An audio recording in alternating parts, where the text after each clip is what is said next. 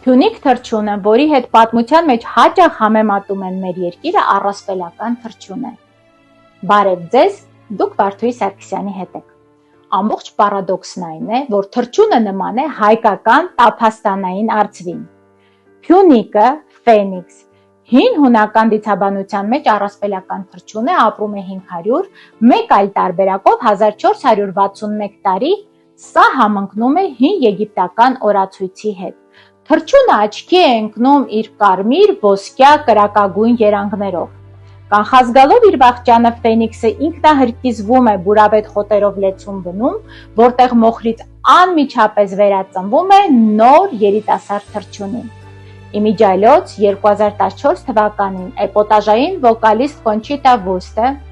Rise Like a Phoenix Փյունիկ թռչունի մասին երգով հաղթում է Եվրոտեսիլը, ներկայացնելով Ավստրիան։ Իշխան, այս աշխարհում քանի պետություն կա։ Դե մենք ենք Գերմանիան, ելով կա Թուրքիան, Ամերիկան, Ֆրանսիան, Ավստրիան, Հունգարիան, Չեխիա, Հնդկաստանը մի 100 հատ կլինի։ Գլխավորը մենք ենք ու Ամերիկան է, չէ՞։ Ավստրիան։ Հերոդոտի մոտ կան հիշատակումներ այս զարմանահրաշ թռչունի մասին։ Մեզ է հասել առասպել, ըստ որի Նոյը ջրհեղի պատճառով 12 ամիս մնաց տապանի վրա, որից հետո միայն կարողացավ իջնել Արարատ լեռան գագաթին, որտեղից երևաց ցամաքը։ Այս մասին ունեմ առանձին տեսահոլովակ, դիտեք, որպեսզի ամբողջական դառնա պատկերը։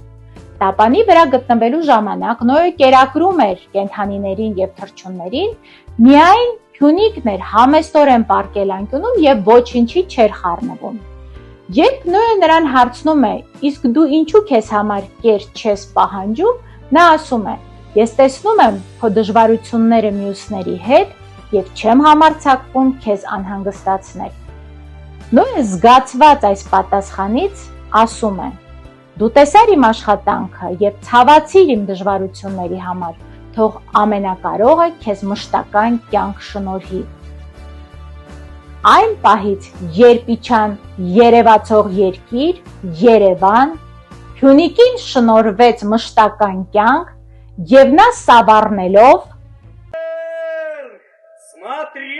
вверх, Балу! Я видел мальчика. Он просил передать, что он в холодных пещерах.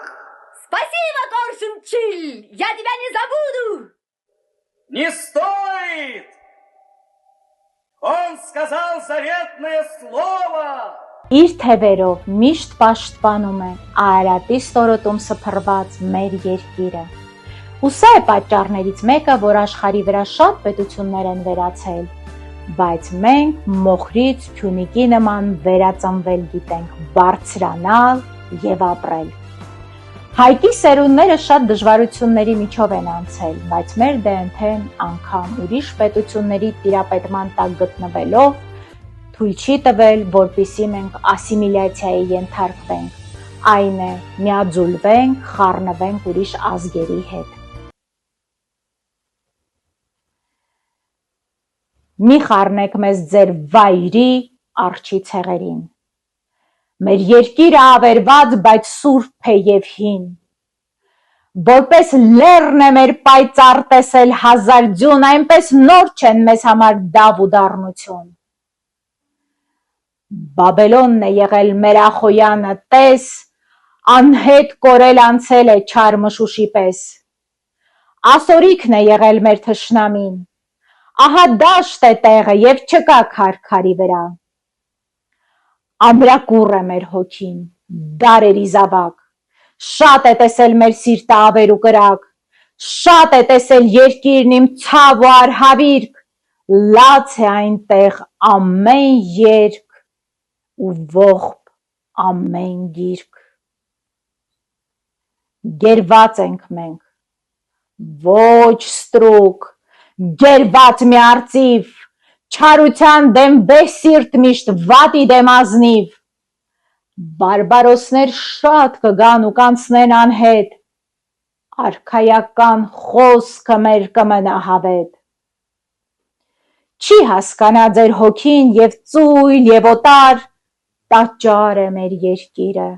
սուրբ է ամեն քար։ Եգիպտական բուրգերը փոշի կդառնան,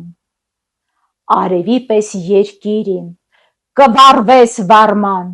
որպես փյունիկ կրակից կելնես նոր գեղեցկությամբ ու փառքով վառ ու լուսավոր։ Արիացիր սիրտիմ, ել հավատով տոկուն, կանգնիր հպարտ, որպես լույս լեռն է մեր կանգուն։ Մենք մեր լեգենդար հողի հետնորդներն ենք, այստեղ մեր արմատները շատ խորն են,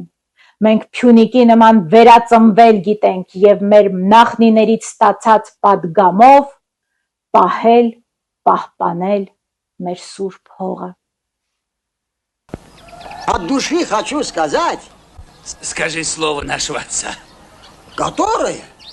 Отец наш всегда говорил, там, где мечом не пробьешься, хлебом, солью всего добьешься. Да. Хорошо сказано. Молодец. Будьте здоровы.